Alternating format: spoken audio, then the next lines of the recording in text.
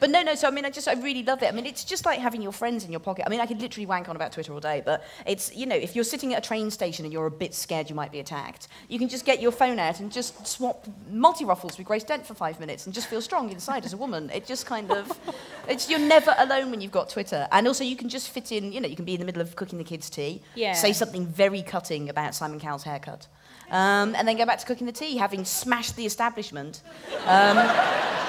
In the time it takes some gnocchi to cook.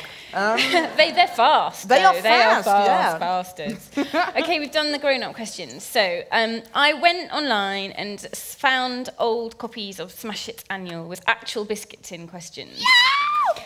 And then we've got the aforementioned biscuit tin. There are 20 questions, and we have a certain amount. We've got 15 minutes before the chat lighting. I'm quick. Okay. I can do this. This is where I get to imagine that I am Cindy Lauper. She did the biscuit tin twice. Okay, do the oh no, not the biscuit tin face. I knew somebody would know what it was. Are you going to pick them and read them? They're handwritten, so you might need help. I was going to trick you by putting some questions in that I'd written. Yeah, I know, that's why I hid it. Also, if I do all of them, can I eat the delicious biscuits at the bottom? Yeah, there's shortbread underneath. Okay. I'm so sorry about my tiny ears. Does it keep falling off? Yeah. I'm really rubbish Madonna. Oh. Okay, what does it say? She borrows some ears from Prince Philip. His are the longest ears I've ever seen. Come on. They look like bits of bacon. Have you noticed how Prince Philip's ears look like 2 slices of bacon? Do the biscuit tin. You can't avoid the biscuit tin. Do I think the Antiques Roadshow is boring? No way! No. Okay. Okay, million reasons why the Antiques Roadshow is boring. The first one is the Antiques Roadshow song. Because I have written lyrics to the Antiques Roadshow theme tune, which I think I recorded once, which is somewhere. And I don't know if you know the lyrics to the Antiques Roadshow theme tune. It's just song? No.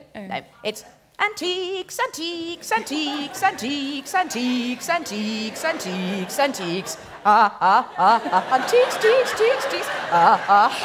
You're an amazing writer. Antiques, antiques, antiques, antiques. That's all those awards. Yeah. The only 2 songs there was a phase where I did want to be a pop star, and the only 2 songs I've written so far are Antiques. Is that what it's called? Yes, Antiques, obviously. Cool. Not Roadshow, just Antiques. And the other one, Cheese on Cheese, which I don't know if anybody heard the show that I did with Tim Minchin, where I explained that we'd invented a sandwich called Cheese on Cheese, me and my siblings, which was a slice of cheese with a slice of cheese in the middle, framed by another slice of cheese, which was called Cheese on Cheese, and which has its own theme tune, which is Cheese on Cheese, I'm having a sandwich, cheese on cheese, to the tune of Girls on Film by Duran Duran. For those who don't. And after I did this show with Tim Minchin on Radio 4, I mentioned this, and it was tweeted quite a lot, and someone tweeted Simon Le Bon and went, Simon Le Bon, do you know what Caitiln Moran has done to Girls on Film? She has rewritten it as Cheese on Cheese. And Simon Le Bon tweeted me and went, I would like to hear Cheese on Cheese. And it's on moments like that, that's like at 10:30 on a Saturday morning when I'm in a hangover with a dressing gown, just eating Rice Krispies, and I'm like, Le Bon! Every time... Cheese result! Yes. From cheese, I get Le Bon. Me and Grace, again, you're talking about Grace Dent. She's one of my favourite topics.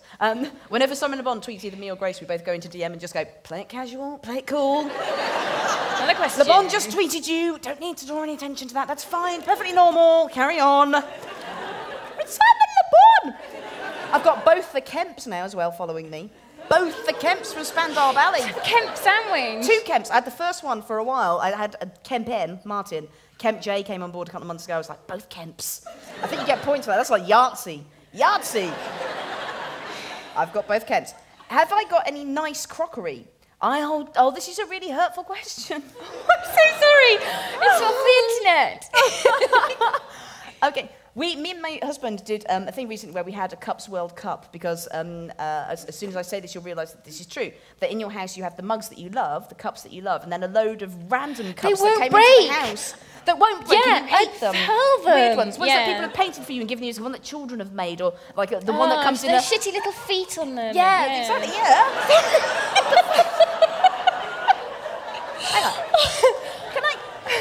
Just recap how many children you're godmother to. You're a very famous godmother to many children. You spend a lot of time with children. That's a terrible quote. Right, it's okay. My sister told me she wasn't going to. So much trouble. Anyway, so bad cups. And cups like, when you can't buy a fucking Easter egg now without it coming in like a cup that's got Mr. Cadbury's parrot on it. So if you literally cups and just coming they're made of just Oh, the world. Or like a plastic cup. No one wants a plastic mug. You can't drink tea in that. So so we had a World Cup where we were finally, it would be a day of reckoning, we put all the cups on the table and go, these are the cups that we love and these are the cups that we eschew and can discard. So doing this. It was a really beautiful moment. It was, we told the truth about why we loved certain cups. Yeah.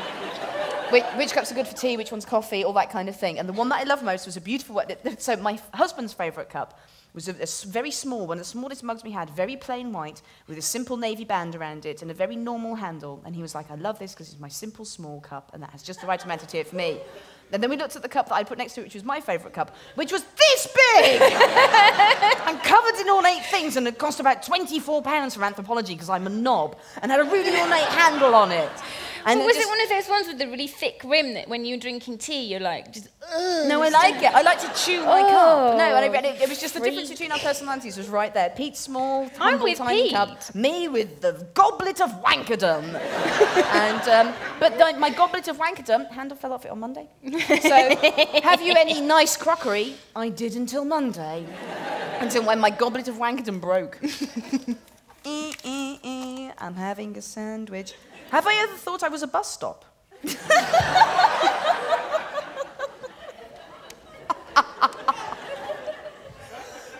When you are the only person with cigarettes at a party, you often feel like a bus stop because people just walk by sitting there smoking, then just kind of stop and go, oh, could I borrow one? And people just stack up behind you. And because I don't smoke anymore, I also treat that person like a bus stop.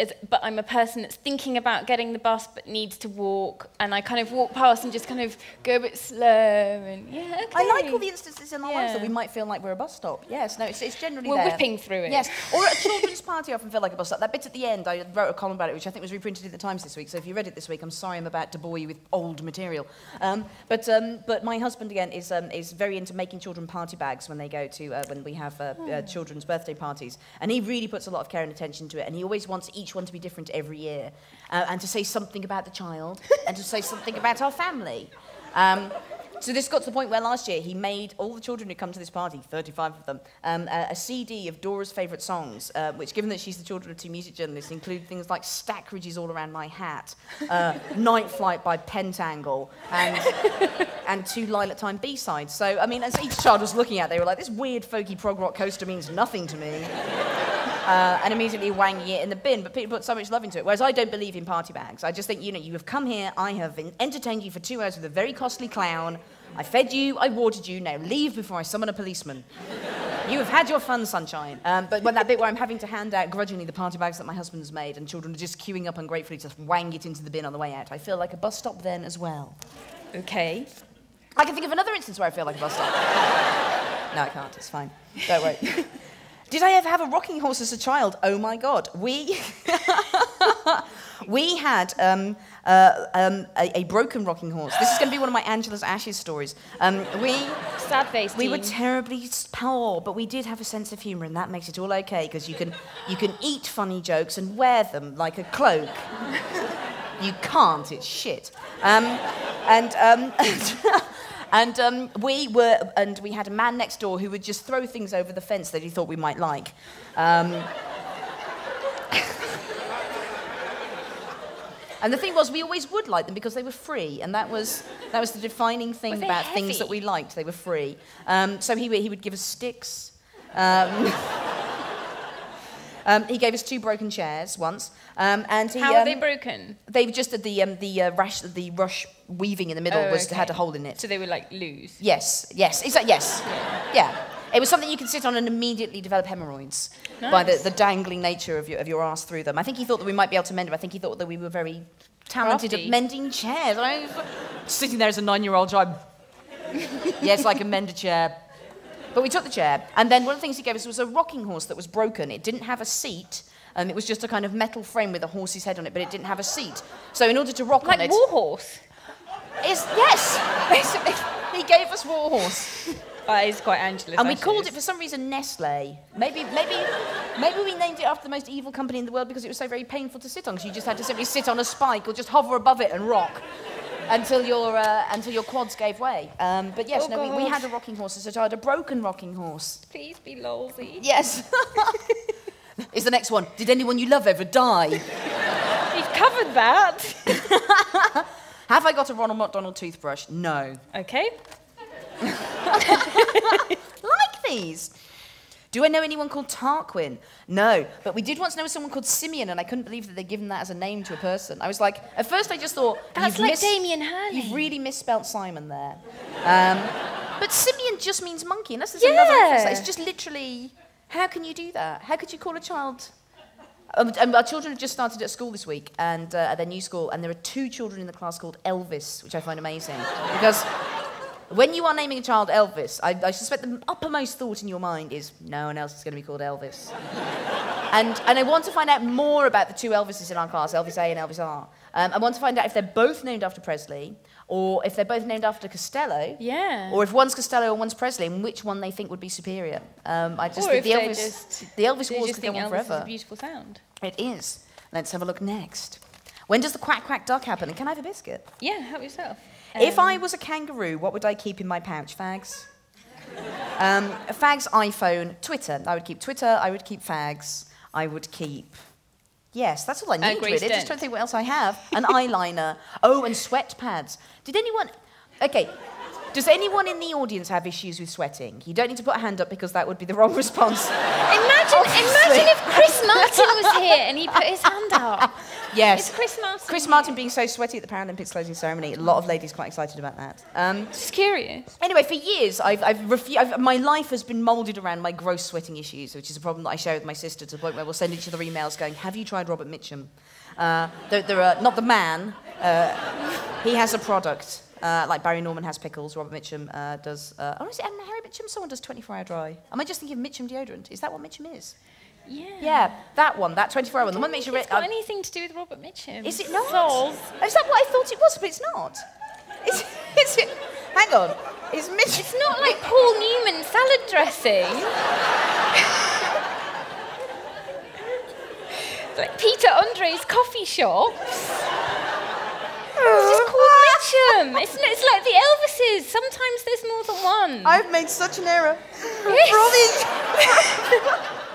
For all these years as I've applied that doughty deodorant to my armpits, I've been thinking, God bless you, Robert Mitchum. Oh, God bless you. You must have been hot under those studio lights too.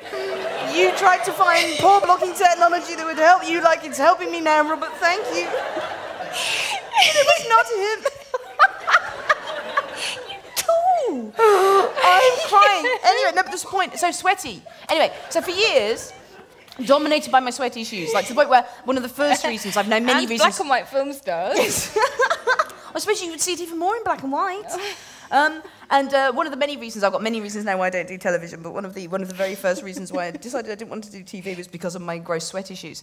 And it's only very recently I realised that... So then I invented a thing in my head. I was like, okay, well, sweating is the problem. If I just simply took a sanitary towel and put one in each armpit... This would protect me from my sweating issues and will revolutionise my life. So I did this at a party. Like chicken fillets under boobs? Yes, but for here, right. for dampness.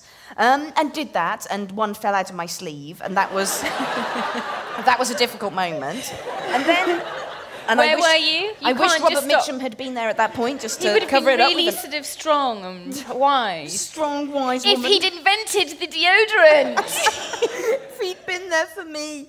And anyway, so then I mentioned this to someone at something, and she was a makeup artist, and she was like, yeah, but what about, what do they call them, modesty pads? Modesty pads. And you can buy things that are literally things that you put in your armpits and absorb the sweat. They're made for that. They stick in, and they absorb all of the sweat, and my life is now changed. Brilliant. I can walk down the street like this. Everything's changed. You actually do. I have a very unique walking style. Okay. You can talk. I've seen you fall over thin air before now. You are the clumsiest woman I've ever met. Okay, can you think of a good poem about wet, wet, wet?